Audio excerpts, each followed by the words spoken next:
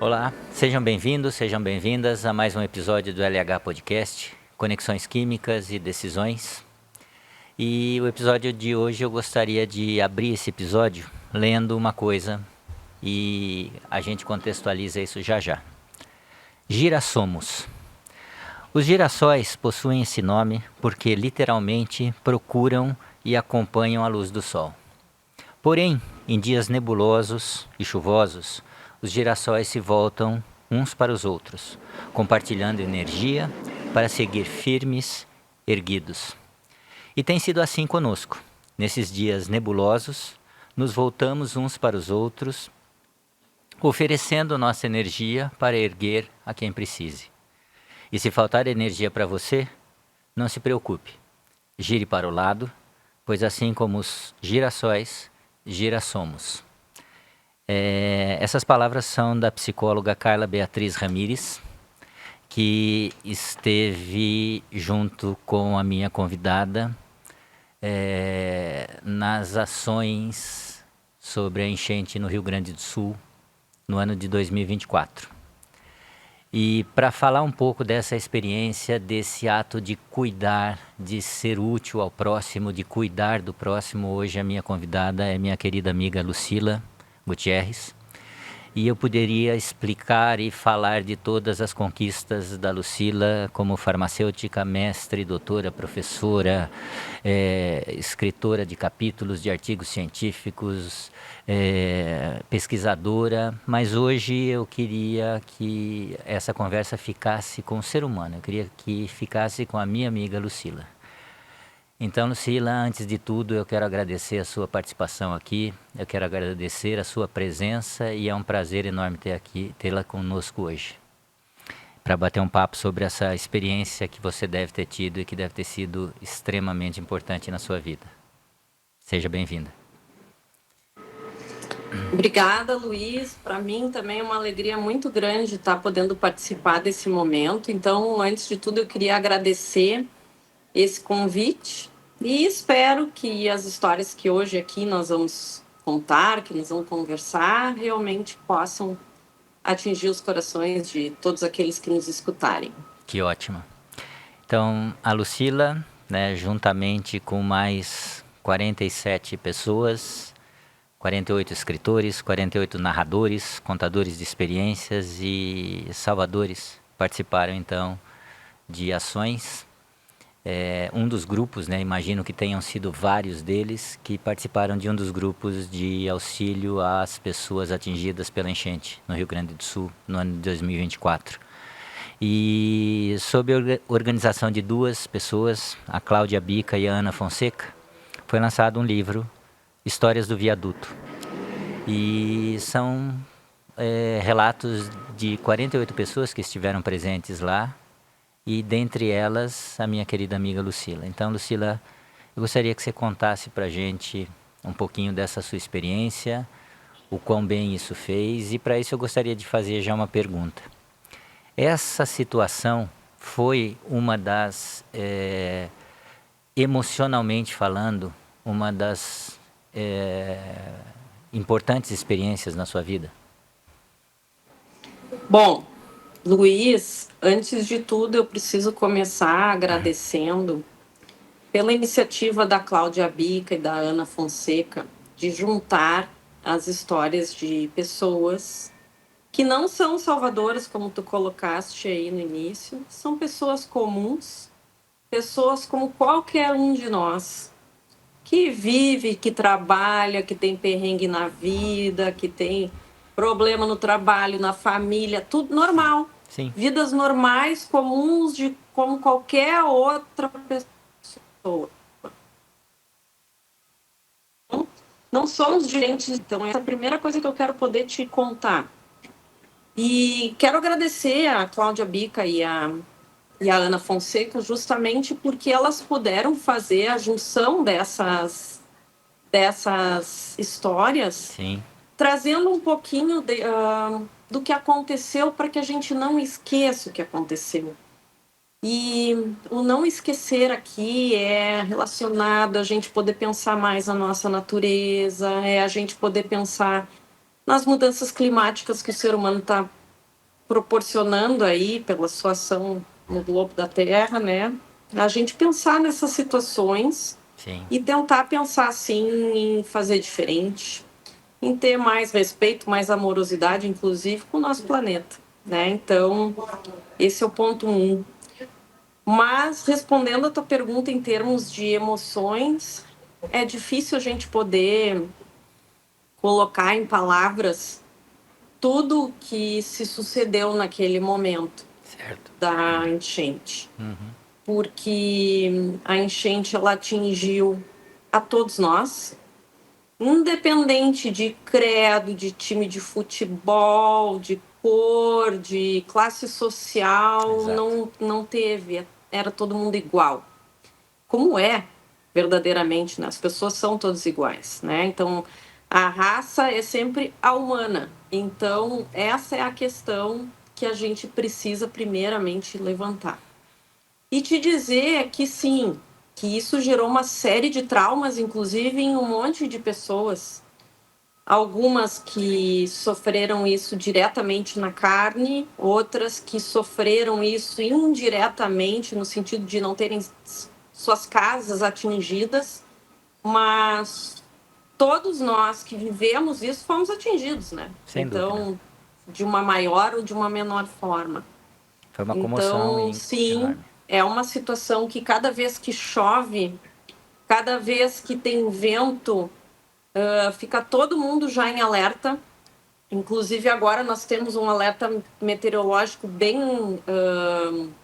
como é que eu posso te dizer, já bem distribuído em termos de notícias, porque isso continua acontecendo, não é diferente, né? Talvez hoje em menor escala, mas ainda acontece.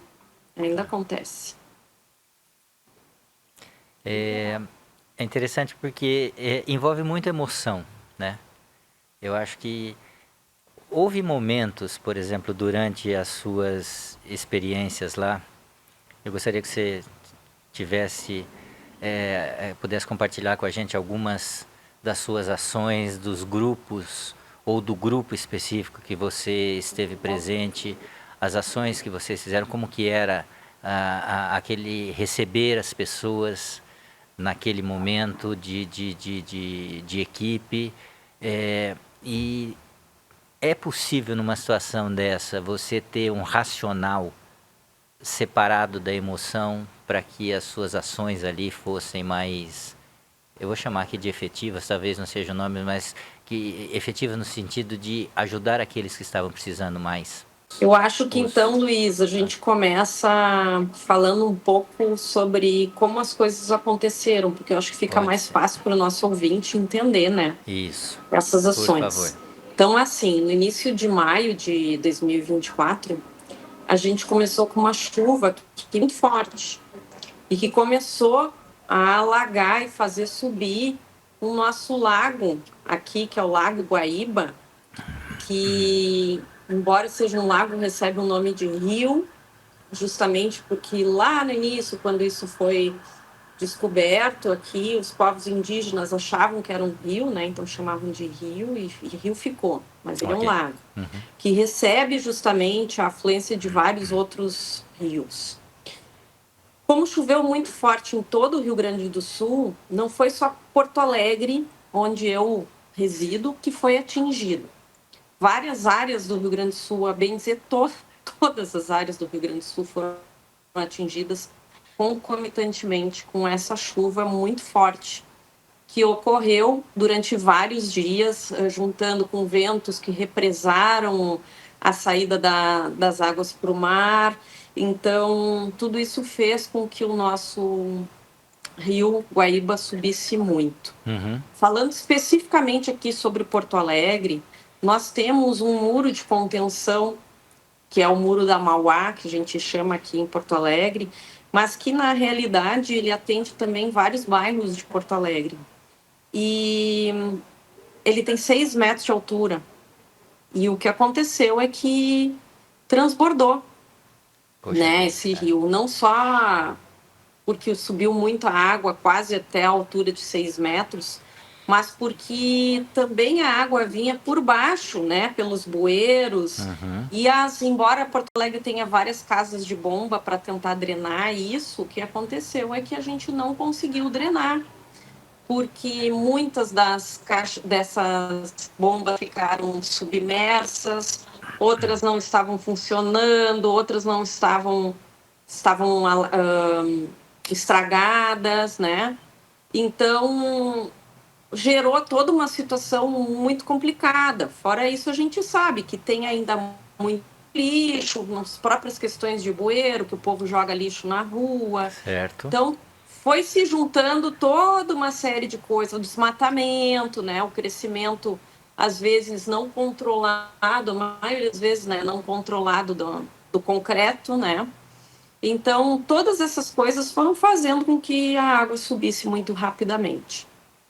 Quando isso aconteceu, isso já começou numa quinta-feira, sexta-feira começou a subir, sábado a gente já ficou sabendo de muita gente que já estava alagado, que já estava fora da sua casa.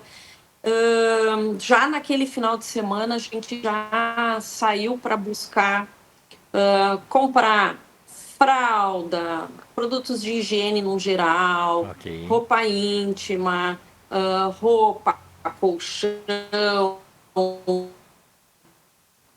Elas estavam indo já para abrigos sem nada, Isso, só ô com a Lucila, roupinha do só um corpo. time assim, isso, essa situação você está falando aí em torno de 2, 3 dias, 48, 72 horas. 2, 3 dias de Ok. que a chuva tinha começado. Tá. E a iniciativa partiu de E eu tive grupos de pessoas, teve alguma orientação de defesa as civil? pessoas, então, a gente teve assim, a gente teve a ação do governo, né, do estado e também da prefeitura de Porto Alegre. No entanto, a verdade é que a grande maioria das ações foi feita por civis, Ok. não pelo governo, tá? Até porque a situação, em termos de governo, não teria como a gente embarcar e tentar ajudar todo mundo, só o governo, Sim, sim. porque falta gente, contingente de pessoas mesmo, até para as próprias situações de doação, mas muitas pessoas civis ou então instituições não governamentais ou privadas, né? E até governamentais também começaram a se Se organizar para mobilizar recolher para. doação, para entregar doação, para ir, né? E agir nos locais. Os próprios civis começaram a se organizar para buscar as pessoas de barco, fazer resgate, a, a, a fazer lanches rápidos para as pessoas que eram resgatadas. Então, assim, foi realmente uma corrente do bem gigantesca, que Imagina. todo mundo participou. Eu tive a oportunidade de participar em diversas frentes, né? Então fui participando primeiramente como civil, né? Juntando doações entre as pessoas, entre amigos, familiares, para levar aos pontos de coleta.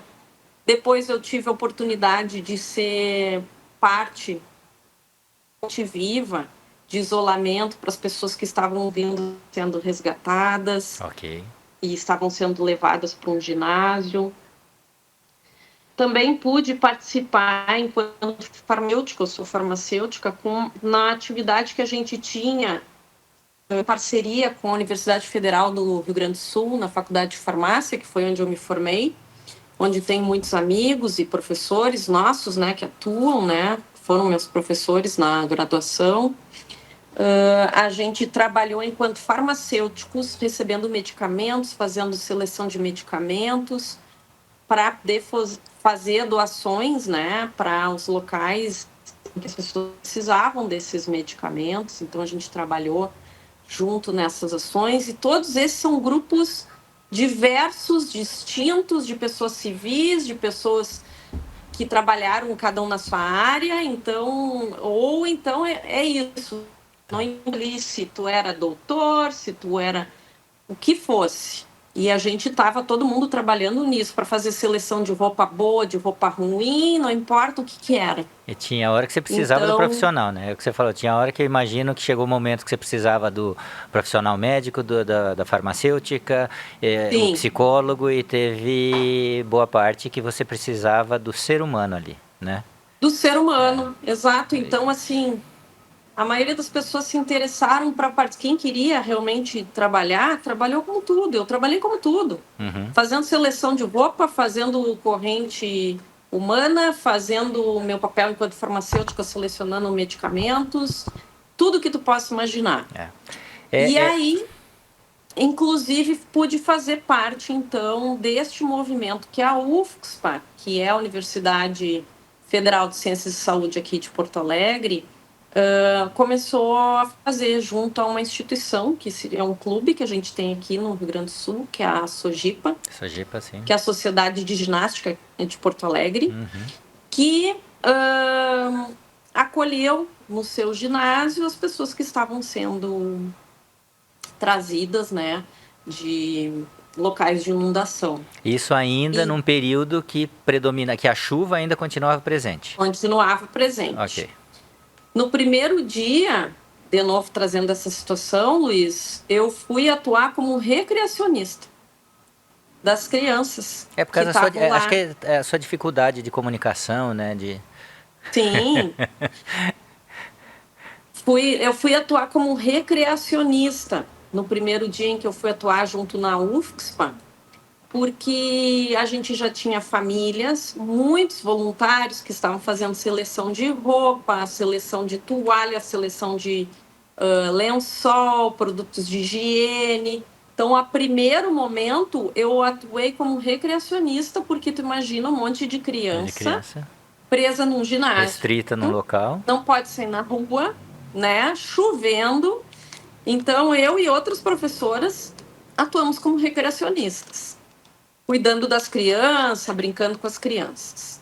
E é interessantíssimo porque as crianças reproduzem as situações que a gente tem em casa, né? Exato. Então a gente podia entender bem direitinho qual era a situação que elas tinham, A realidade de cada uma, né? a realidade. E uma delas falou para nós, né, que estava com muito medo, que estava continuando a chover, porque ela foi retirada do telhado da casa dela junto com os outros parentes. E o avô dela continuou na casa, inundada, vivendo no telhado, porque além desta situação que a gente tem, né, que é extremamente traumática, começa a baixar as águas, começam os assaltos. Poxa vida, é. Os próprios vizinhos ou então as outras, né, Uma dura realidade.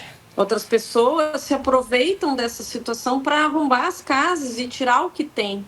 Uhum. Então, muitos deles, várias vezes o pessoal do resgate foi lá tentar retirar e eles não queriam Não queriam sair abandonar. para não abandonar a sua casa.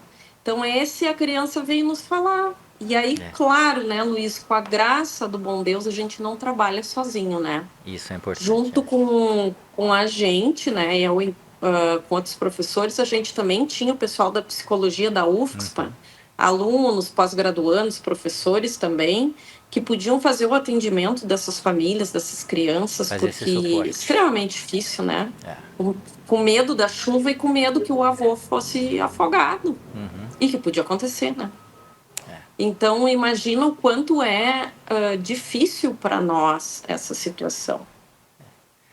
E antes de eu ir para a Sojipa, eu, embora tivesse trabalhando nisso que eu falei para vocês, né, que eu fui corrente humana, trabalhei separando medicamentos, as áreas que eu estava não estavam alagadas. Então eu não tinha uma noção plena do que acontecia. Eu via na TV, Certo? mas a gente olhar na TV é muito diferente do que tu vivenciar. Eu O acho que primeiro dia que eu fui trabalhar na Sojipa, eu passei pelas áreas alagadas por áreas que eu conheço direto, porque passo, né, na minha é cidade, rotina. a rotina, e que tava com água inacreditavelmente chegando barcos até avenidas grandes, Uhum. que nós conhecemos e que jamais tu poderia pensar em ter um barco grande chegando, entrando pelas ruas.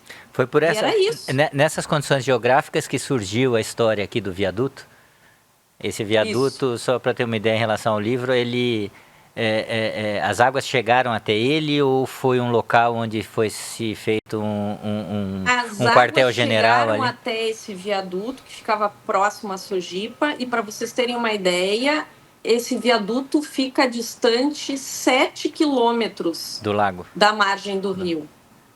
7 Então, para quilômetros. isso, a gente vê o quanto a água subiu Quanto água tinha? e exatamente o quanto a água subiu, andou para dentro da cidade 7 quilômetros naquela área. Nossa, é muita Então, coisa. é muita coisa. É muita coisa. Não é pouca coisa. Foi muita coisa. Uhum. E a gente tinha barcos grandes, o que significava dizer que era realmente muito fundo. E a gente imagina que também tinha de tudo. Tinha destroços, tinha vidro, tinha material cortante, tudo isso que tu não podia ver, porque era uma água barrenta, Escura, né? né? Então, era um perigo também para aqueles que estavam entrando, né, nos locais para resgatar as outras pessoas, além do perigo para as pessoas que estavam, né, nas casas. E, e foi uma coisa assim bem complicada realmente. Bom, e aí depois de trabalhar um pouco como recreacionista, o pessoal precisou que a gente voltasse a trabalhar como farmacêutico agora na Sojipa, porque a gente tinha muitos pacientes que precisavam de medicação. E a gente recebia muita doação, tudo da população civil, órgãos privados ou governamentais que mandavam, mas essa população doava os medicamentos e a gente precisava selecionar, né, o que servia, o que não servia, quais eram as indicações, né?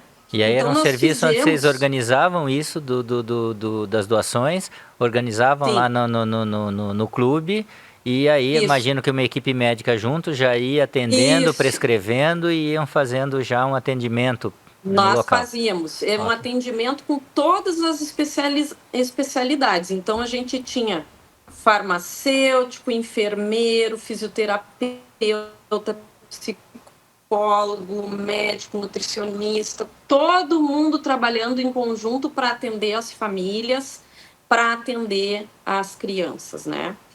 E, claro, que dentro dessa situação nós tínhamos diversas situações, né? Drogaditos, alcoolistas. E óbvio que a gente não pode, né? Tá, não tem como usar dentro de um abrigo droga, álcool, essas coisas todas. Então a gente tinha que também poder trabalhar com as equipes multidisciplinares, com esses pacientes, para que a gente pudesse mantê-los, né, bem dentro Situações dessa críticas situação. dentro de uma situação crítica, né? Isso é, Exatamente. Então, isso também a gente precisou trabalhar, por isso que eu acabei saindo da recreação e fui ficar como farmacêutica mesmo. E a gente se quarteava, né? Porque eram muitas horas de atendimento, né? A gente ia até tarde da noite com eles lá. Então, também a gente tinha várias equipes trabalhando todos os dias dentro do abrigo. Lucila, era difícil separar a profissional da pessoa, né? A hora que você era farmacêutica, a hora que você era só braços amigos, olhares amigos, abraços amigos. Ou isso foi acontecendo, você percebeu que era simplesmente uma coisa natural e não fazia diferença nenhuma naquele momento? Não fazia, Luiz, porque isso também, lembra que eu falei para ti, ninguém é salvador e antes de tudo a gente é gente. E uma das coisas que a gente trabalha muito na universidade é o ensino junto aos alunos da parte da humanização. Perfeito.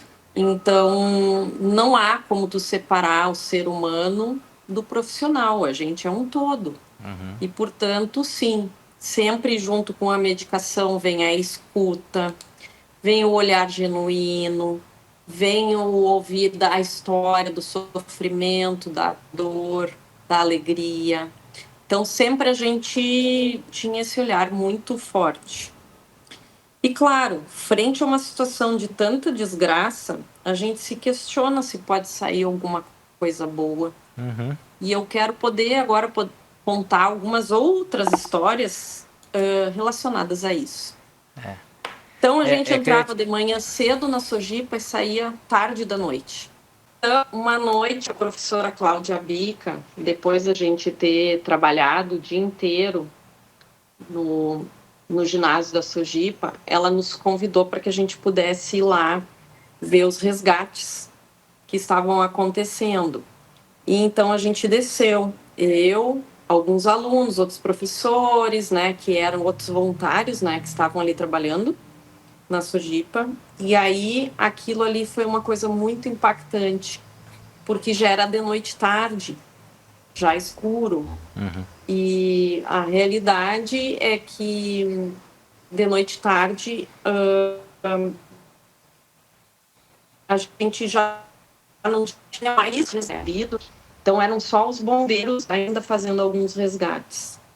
E efetivamente a água chegava embaixo do viaduto como é a água do mar, assim, que começa bem rasinha e vai aprofundando. É uma coisa muito louca a gente pensar que fosse assim.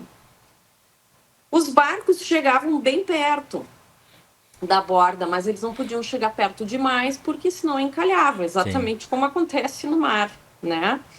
Então, a uma dada distância, esses barcos maiores, eles paravam e as pessoas que eram trazidas tinham que vir ou andando ou no colo, enfim. E aí vocês podem imaginar o que era. Do jeito que fosse possível. Porque a gente tinha esses resgates, pessoas de todo tipo chegando. Pessoas que conseguiam descer do barco e vir caminhando dentro da água, ajudado, claro,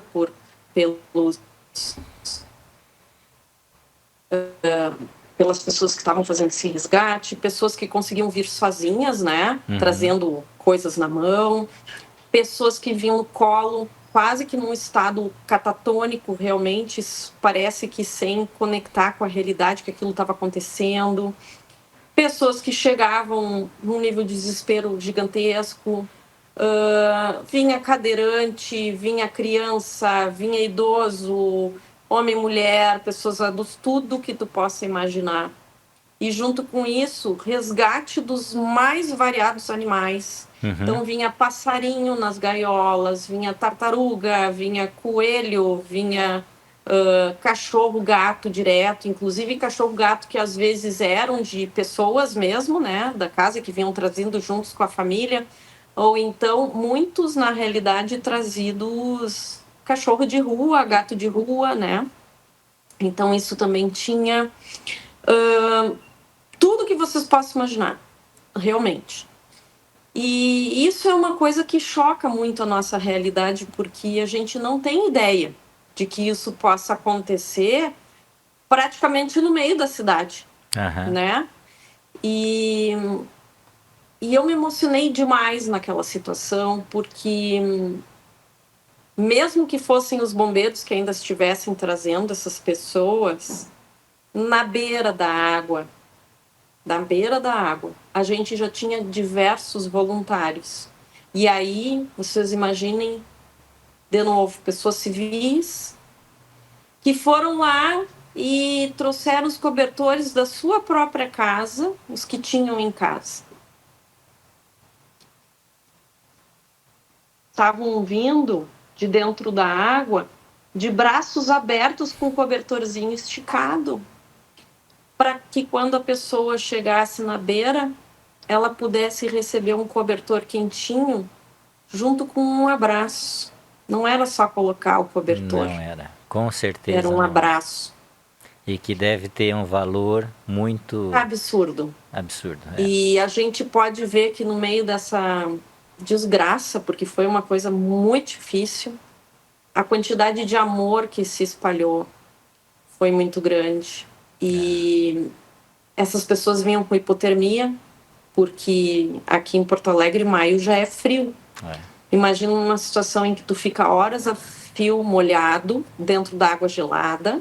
Talvez né? com fome, talvez desidratados. Fome, exatamente. Então, assim, ganhava o abraço. E aí, ali, junto com aquele abraço, do ladinho, já tinha um outro voluntário que fez um sanduíche na sua casa, com as suas coisinhas, com o seu dinheirinho que comprou no supermercado, para entregar para esse indivíduo que estava, sabe Deus quantas horas com fome.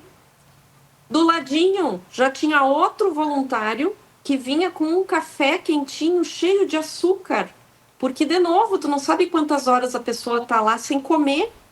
Então, para dar um pouquinho de energia, um pouquinho de calor, fez na sua casa, com o seu dinheirinho, trouxe na sua térmica, comprou o seu...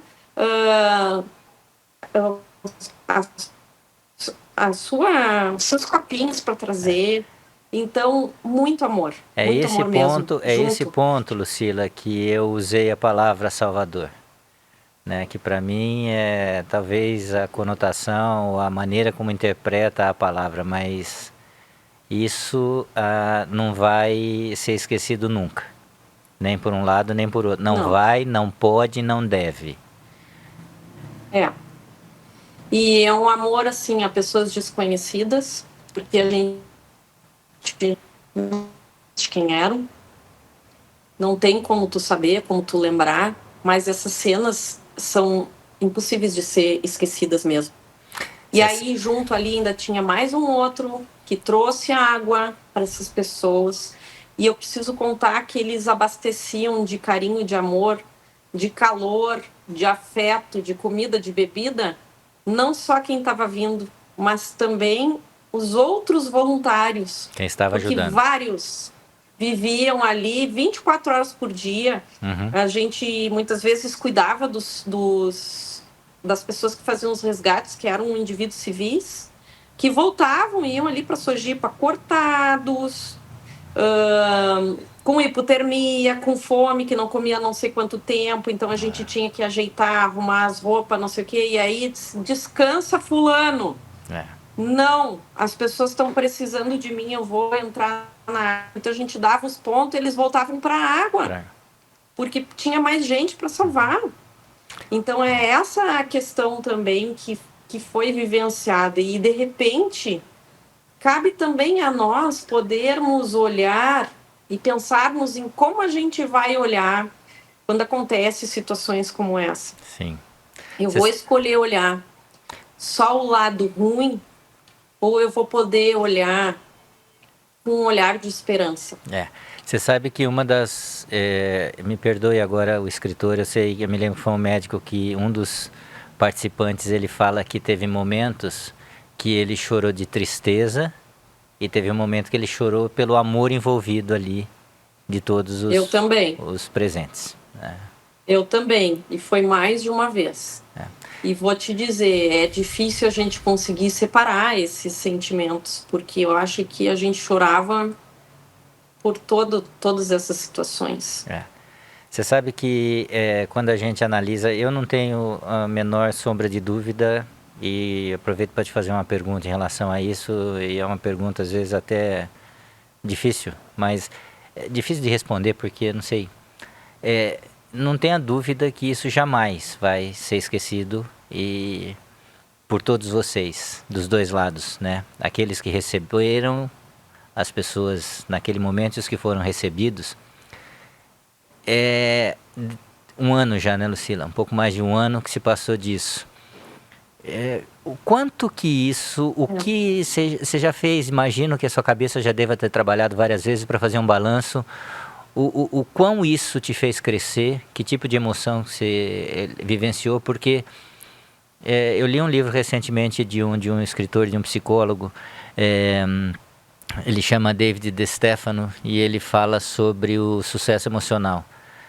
Independente do sucesso, aqui a gente está falando de ações, mas 3 sentimentos que eu acho que eu vou usar aqui. A gratidão, e acho que a gratidão serve dos dois lados, a gratidão de você poder estar ali ajudando, A gratidão de quem foi recebido com esse amor, né? A compaixão, né? Essa compaixão de vocês, né? Escolherem doar o seu tempo, doar corpo e alma ali para ajudar essas pessoas. E o orgulho, né? Diferente, isso não é autoestima, nós estamos falando do orgulho das ações que foram feitas, né? Então, você já conseguiu quantificar, né, essas emoções e já conseguiu fazer balizamentos do quanto isso te fez melhor? Pois então, essa tua pergunta é bem interessante, sabe por quê, Luiz?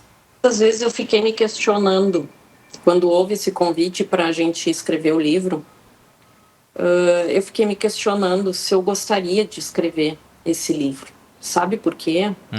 Porque não faz diferença se tu é a Maria, a Rejane, a Solange, o Paulo, Nenhuma. o Luiz ou a Lucila. Tu entendeu? Imagino. Então, eu me questionei se eu queria escrever esse capítulo. E tenho certeza que aconteceu o mesmo com os meus Os colegas. outros.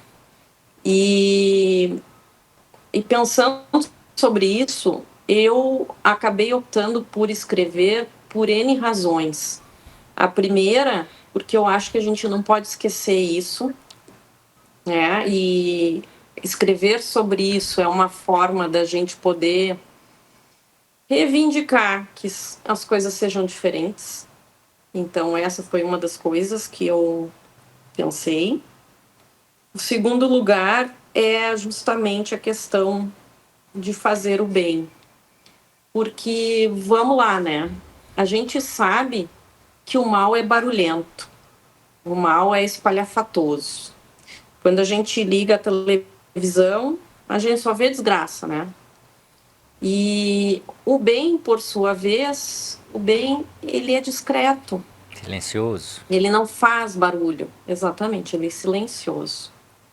Só que cada vez que a gente faz o bem e mostra que está fazendo bem, não para se exaltar em termos de orgulho, mas como forma da gente efetivamente inspirar outras pessoas, a gente consegue multiplicar esse bem.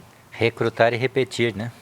Exatamente. Então, eu muitas vezes me questionava, puxa vida, eu mostro o que a gente está fazendo ou não mostro? Deus sabe que vai no meu coração, né?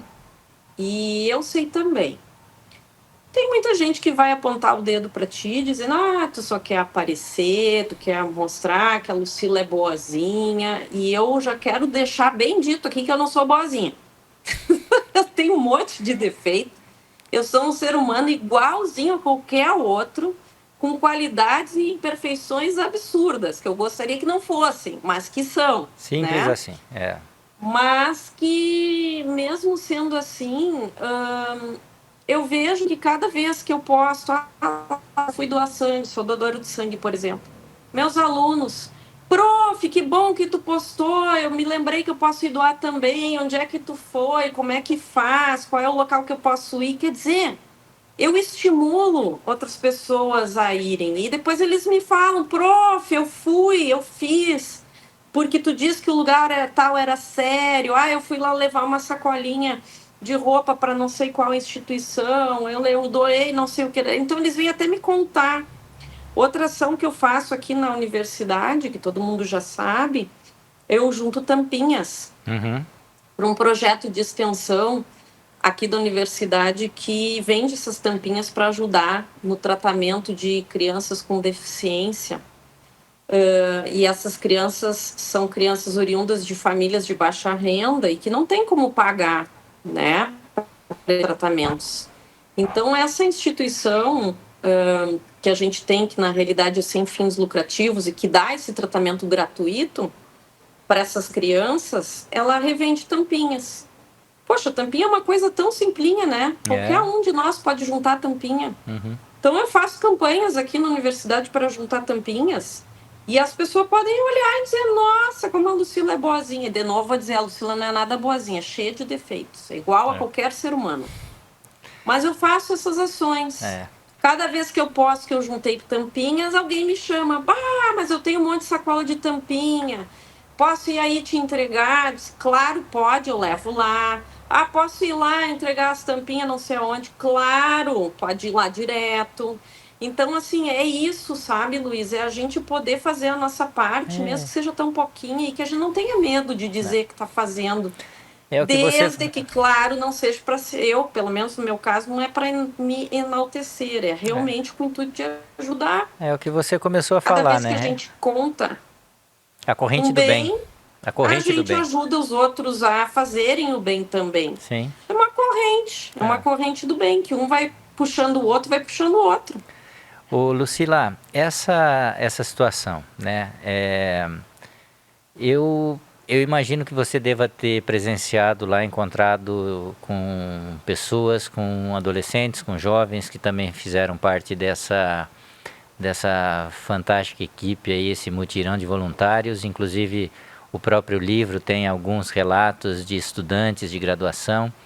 Eu não sei se você tem contato com esses estudantes que estiveram presentes, e se já é possível, assim, a gente em sala de aula, né, você tem várias estratégias, estudos e direcionamentos que a gente faz para tentar colaborar com o processo de aprendizagem da molecada, e tem muito aquela história da identidade profissional, né? Sim. Você já teve contato ou tem algum atual aluno seu que esteve nessa linha de frente com você? E já é possível notar, porque talvez a pessoa não perceba isso agora, mas eu não tenho dúvida que a participar de uma experiência dessa vai ser um elevador, uma catapulta, seja lá a analogia que a gente for fazer, com sentido de propulsão, e que essas pessoas talvez tiveram a oportunidade de ser seres humanos melhores numa situação dessa e provavelmente profissionais melhores. Você tem esse contato com algum aluno que participou disso e conversou sobre, e tem tido percepções de quão positivamente esse tipo de ação e as emoções decorrentes disso podem estar ajudando também nesse processo do desenvolvimento desse indivíduo e também da parte profissional, educacional?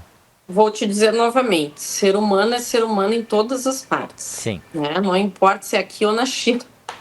Então, assim, sim, a gente teve muitos alunos de graduação e pós-graduação, assim como professores, que ajudaram nas linhas de frente, muitos. Tenho um orgulho grande da nossa universidade nesse sentido, porque muita gente se mobilizou, ajudando de todas as formas.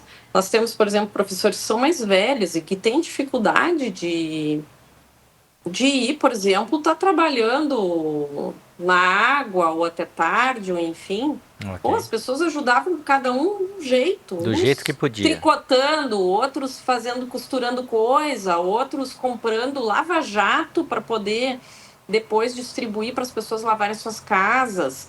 Então, assim, teve de tudo. Vários professores e alunos também, porque assim, não é só questão de enchente, baixou a água, e agora? Tá tudo um lodo.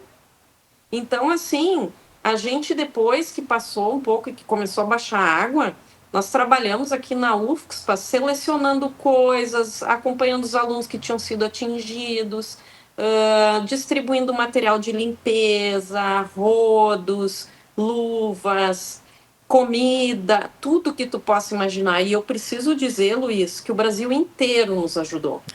Isso é muito importante eu falar. Isso pra gente, porque a gente recebia aqui na universidade caminhões do Nordeste que trazia, e não só do Nordeste, mas de Santa Catarina e de vários outros locais que traziam comida, roupa, lençol, toalha, tudo que tu possa imaginar. A mobilização foi nacional, né?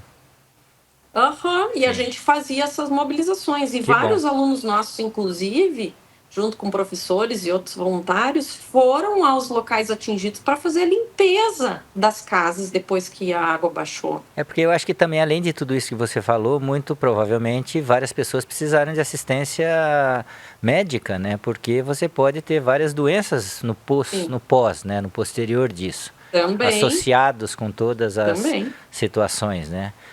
Acho que até Mas é o que eu te restabelecer falei. água nas casas, restabelecer energia elétrica.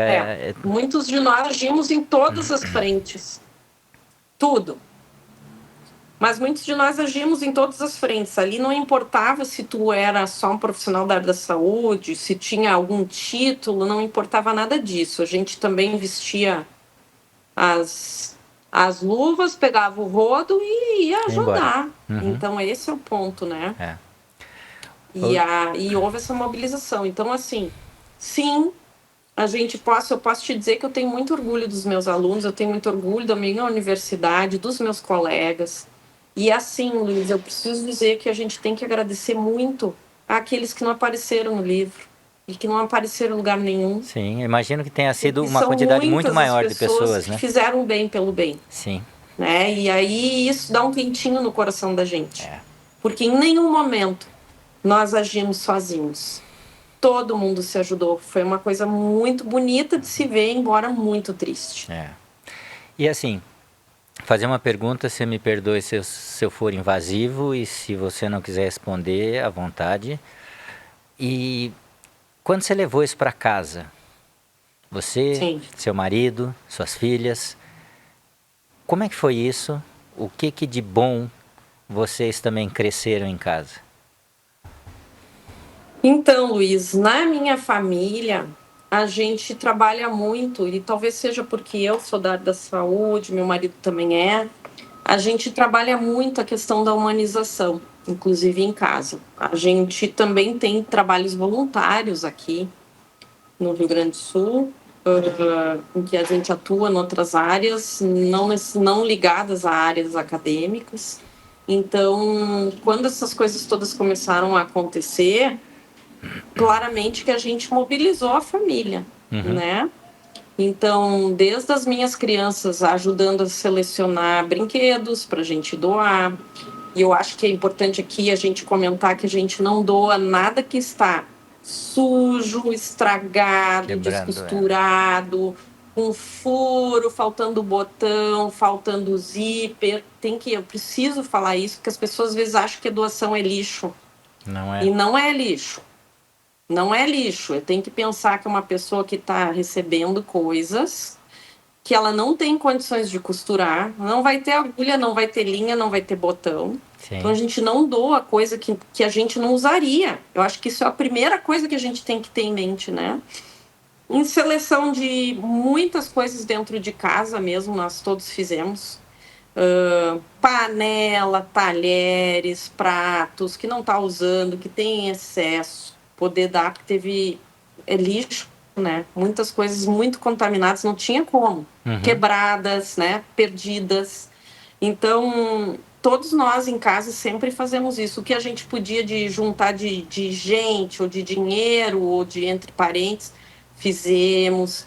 Então, para a minha família, em virtude do que a gente acredita, a gente já faz. Perfeito. Então, não foi uma coisa extra, foi enfim, mais a gente uma faz ação, né? corriqueiramente. Foi mais uma ação.